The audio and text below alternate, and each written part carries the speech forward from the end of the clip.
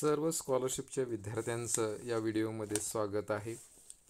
फक्त स्कॉलरशिप्स नव्हे तर इतर सर्वच विद्यार्थी या व्हिडिओचा लाभ घेऊ शकतात.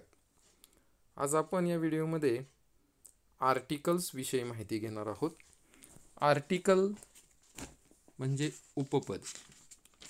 इंग्रजीमध्ये उपपदांना आर्टिकल्स असं म्हटलं जातं. आता याच्यामध्ये एकूण 3 उपपद आहेत, ए, ॲन आणि द. आता ही 3 उपपदे इंग्रजीमध्ये महत्त्वाची भूमिका बजावतात. वाक्य तयार करत असताना आपण यांचा उपयोग करतो. आता हे जे 3 उपपद आहेत त्या तिन्ही उपपदांचा अर्थ एकच आहे आणि तो म्हणजे एक. अ याचा अर्थ आहे एक, ॲन याचाही अर्थ आहे एक आणि द याचाही अर्थ आहे एकच.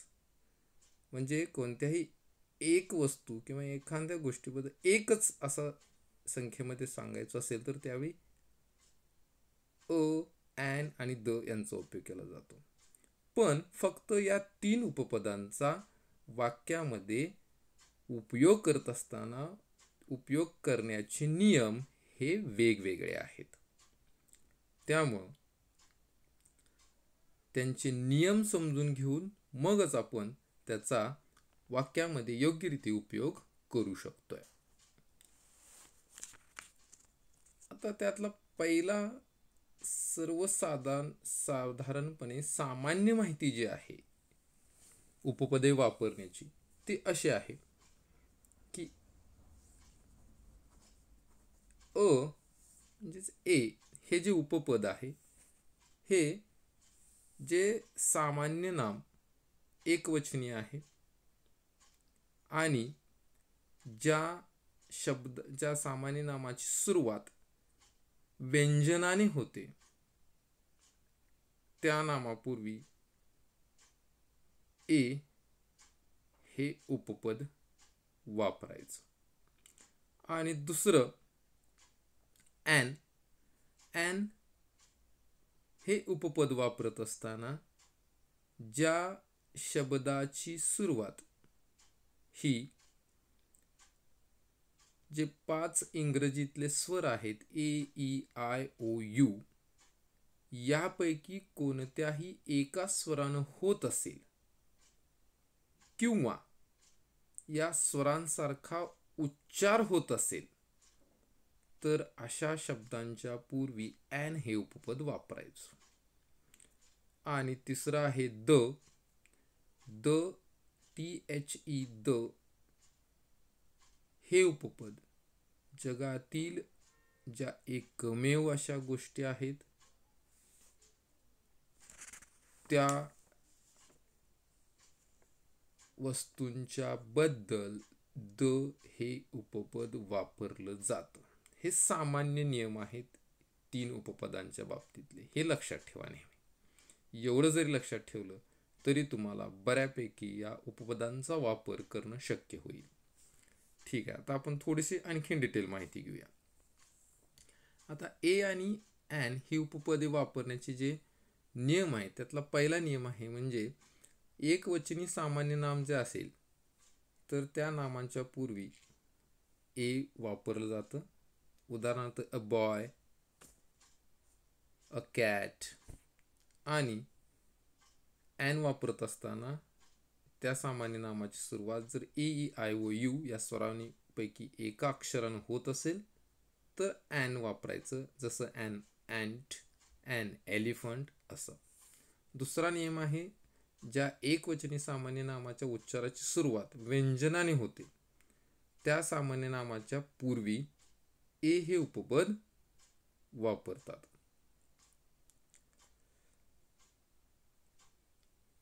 उदाहरणार्थ a boy, a cat, a dog etcetera.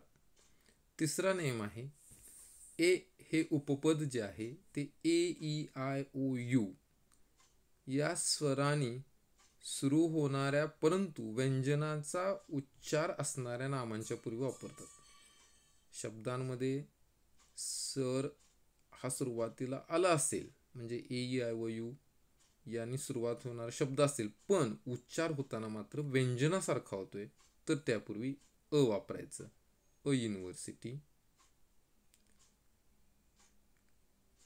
A union, a Europe या शब्दांची सुरुवात यू ई या स्वरांनी होते, तरी सुद्धा त्यांचा उच्चार यू म्हणजे वाय यू सारखा होतोय. त्यामुळं इथं ए हे उपपद वापरलेलं आहे. चौथा नियम आहे ॲन हे उपपद ए ई आय ओ यू यापैकी एखाद्या स्वराने सुरू होणाऱ्या आणि स्वरांचाच उच्चार असलेल्या सामान्य नामापूर्वी करतात. An ant, an animal, an egg, an inkpot, an orange, an umbrella. पाचवा नियम आहे ॲन हे उपपद ज्या सामान्य नामाची सुरुवात अनुच्चारित यचने ह या उच्चाराऐवजी अ, ऑ, ए अशा स्वरोच्चाराने होते अशा नामांच्या पूर्वीही वापरतात. For example an hour. आता HOUR. आता या अवर या शब्दामध्ये एच सुरुवातीला आलेला आहे, तिथं स्वर कोणताच आलेला नाही. ए नाही, ई नाही, आय नाही, ओ नाहीये किंवा यू ही नाहीये, पण तरी सुद्धा ॲन वापरलंय कारण त्या आवर या शब्दाची सुरुवात अ न होते म्हणून, आणि अ हे स्वर आहे आणि म्हणून त्याच्यापूर्वी ॲन वापरायचा आहे. दुसरा आहे ॲन ऑनर. ऑचा उच्चार झालेला आहे म्हणून ॲन वापरलाय. And air. एअर म्हणजे वारस, तिथं सुद्धा ॲन वापरलेला आहे. सहावा नियम आहे एकवचनी सामान्य नामापूर्वी विशेषण आल्यास त्या विशेषणापूर्वी उपपद लावावे लागते आणि ते उपपद त्या विशेषणाच्या उच्चारानुसार ए किंवा ॲन त्या ठिकाणी वापरावे. उदाहरणार्थ a man, an old man. आता अ मॅन याच्यामध्ये मॅन हे जे सामान्य नाम आहे त्याच्यापूर्वी अ हे उपपद वापरले आहे, परंतु दुसऱ्या उदाहरणामध्ये तुमच्या लक्षात येईल मॅन हे जे सामान्य नाम आहे त्याच्यापूर्वी विशेषण वापरलेलं आहे ओल्ड आणि त्याची सुरुवात झालेली आहे ओन आणि म्हणून इथं ॲन वापरलेलं आहे. आता अशा प्रकारचे आणखी काही उदाहरणे इथं दिलेली आहेत. A girl, an honest girl, या पद्धतीनं हे तुम्ही वाचा. आता द चा उपपदाचा जो वापर आहे तो आपण पाहूया. आता द हे डेफिनाइट आर्टिकल म्हणजे नियामक उपपद आहे, कारण त्याने विशिष्ट निश्चित व्यक्ती किंवा वस्तू दर्शवलेली जाते. आता एकदा उल्लेख केलेल्या नामाचा जेव्हा त्यानंतर पुन्हा पुन्हा उल्लेख केला जात असेल तर त्यावेळी त्या नामापूर्वी द उपपद वापरलं जातं. उदाहरणार्थ आय सॉ अ गर्ल. बघा, मी एक मुलगी पाहिली.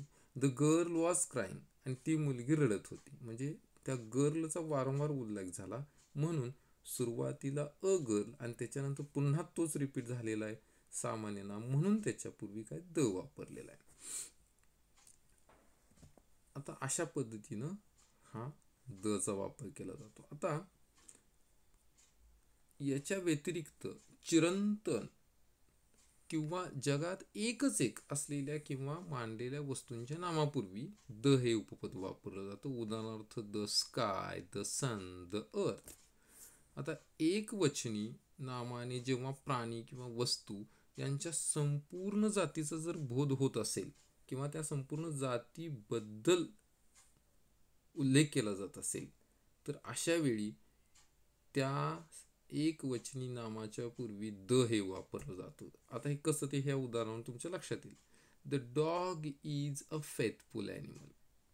The dog is a faithful animal म्हणजे कुत्रा हा कसा प्राणी आहे तर विश्वासू प्राणी आहे. म्हणजे इथं फक्त एका कुत्र्याबद्दल नाही तर संपूर्ण कुत्र्याच्या ह्या संबंध जातीबद्दल उल्लेख केलेला आहे म्हणून तिथं डॉग ह्या सामान्य नामापूर्वी काय घेतलेलं आहे द घेतलेला आहे.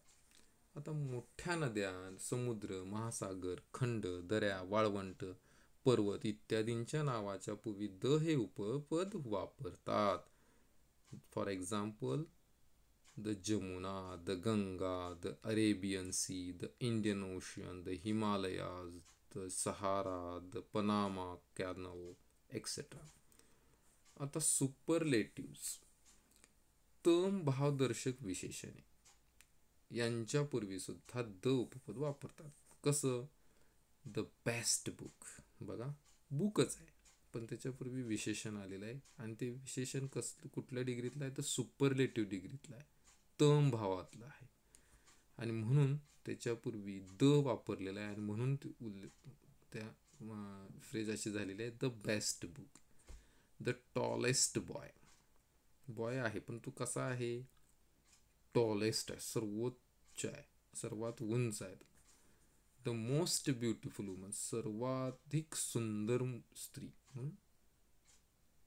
मोस्टच्या पूर्वी द घेतलेला आहे. आता काही विशिष्ट ग्रंथांच्या नावापूर्वी द वापरतात. धर्मग्रंथ विशेष करून the Ramayana, the Vedas, the Bible, the Puranas, the Quran, the Granth Sahib असं.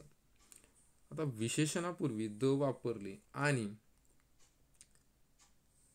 त्या विशेषणानंतर नाम आलेले नसेल तर त्याचा अर्थ त्या प्रकारच्या लोकांचा वर्ग असा होतो. बघा, विशेषणापूर्वी जर द वापरले आणि त्या विशेषणानंतर नाम आलेलं नसेल तर त्याचा अर्थ काय होतोय? त्या प्रकारच्या लोकांचा वर्ग असा तो होतो. उदाहरणार्थ, we should help the poor. बघा, we should help the poor, आपण गरीब लोकांना मदत केली पाहिजे.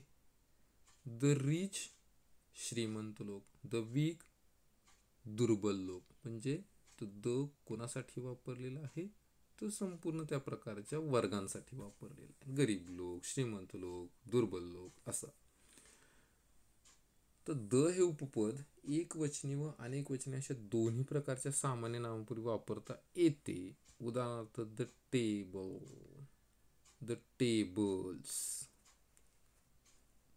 आता उपपदे केव्हा वापरत नाहीत हे पण आपल्याला थोडंसं माहीत हवं आहे, कारण आपल्याला परीक्षेमध्ये या प्रकारचे एखादा थोडासा इतर प्रश्नांच्या स्वरूपापेक्षा वेगळा संभ्रमात टाकणारा प्रश्न विचारला जाऊ शकतो. त्याच्यासाठी हे नियम किंवा ही माहिती आपल्याला उपयोगी ठरू शकते. आता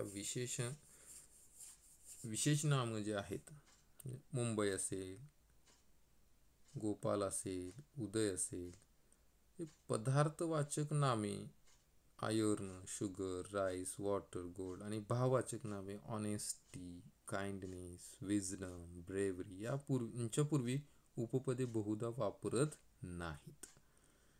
दुसरा नियम आहे तो म्हणजे school, college, church, prison, court, market, hospital ही जी नामे आहेत, जेव्हा त्यांच्या मूळ उद्देशासाठी किंवा कामासाठी वापरली जातात तेव्हा त्यांच्यापूर्वी कोणतेही उपपद वापरत नाहीत. उदाहरणार्थ, he was arrested and sent to prison, हिथं दचा वापर केला नाही. त्याला अटक करण्यात आले व तुरुंगात पाठवण्यात आले. तुरुंगात गुन्हेगारास बंदिस्त ठेवणे हा उद्देश आहे. दुसरं, my brother broke his head and now he is in hospital. In the नाही म्हटलेलं, इन हॉस्पिटल. माझ्या भावाचे डोके फुटले आणि आता तो रुग्णालयात आहे. उपचार करून घेणे हा रुग्णालयाचा मूळ उद्देश आहे आणि म्हणून तिथं द वापरलेला नाही. परंतु मूळ उद्देशा व्यतिरिक्त कारणाकरता वरील नामे वापरली तर त्यांच्या पूर्वी द वापरायचं. For example, I went to the hospital to see my friend. भेटायला गेलो, उपचार करून घेण्याकरता नव्हे. म्हणजे उद्देश काय होता? तिथं भेटायला गेलेलो होतो हे दाखवण्यासाठी तिथं हे केलेलं आहे. I went to the school to meet the principal.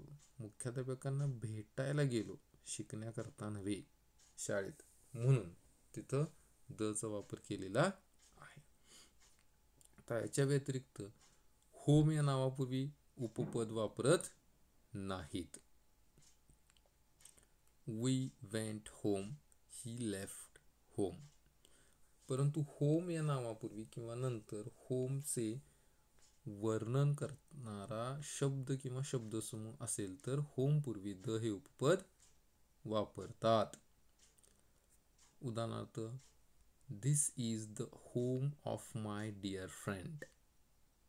The कुठं वापरले बघा. We shall find the home of that stranger. That stranger, त्या स्ट्रेंजर बद्दल विशेष उल्लेख केलेला म्हणून तिथं द घेतलेला आहे. भाषांच्या नावापूर्वी उपपद वापरत नाहीत. He was studying Sanskrit. Father, mother, sister यासारख्या नातलगांच्या नावापूर्वी उपपद वापरत नाहीत. उदाहरणार्थ, mother will be late today. Father came home. The वापरायचं नाही. काही विशिष्ट समूहात शब्दयोगी अव्ययानंतर त्यांचे कर्म म्हणून येणाऱ्या नामापूर्वी उपपद वापरत नाहीत. उदाहरणार्थ, at noon, on earth, by train, on foot, by bus. तर हे उपपद वापरण्याचे नियम आहेत. या व्हिडिओ पहा, लक्षात घ्या आणि नक्की तुम्हाला उपपदांचा वापर करता येईल. आणि हा व्हिडिओ आवडला असेल तर नक्की तुम्ही लाईक, शेअर आणि सबस्क्राईब करायला विसरू नका. थँक्यू.